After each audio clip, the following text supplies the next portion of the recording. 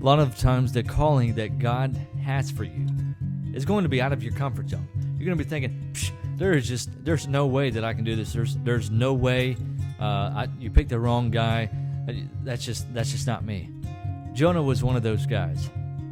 Jonah was really a racist. He didn't like the Ninevite people, and that's a little bit understandable with what all they did. They were a wicked nation. They were murderers and everything bad that you can think of. They did it, and God had told Jonah to go and to preach to them and tell them to repent, to turn back to God. Well, he didn't want to do it. He didn't want them to get right with God, and he allowed that bitterness towards the Ninevites to get in the way of what God had for him. Well, he tried to run the complete opposite way, and he learned very quickly that you can't run from God.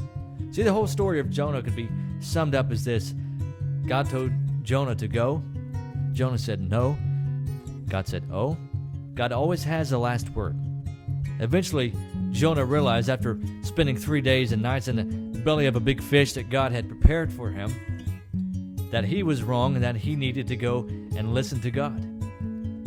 Don't let something drastic happen to you to make you realize you need to obey God. Do it now. The moment he tells you to do something, do it. Go after it. If he tells you to talk to somebody maybe you don't like because of what they look like, what they smell like, what they think like, maybe they believe differently than you need to do it anyway.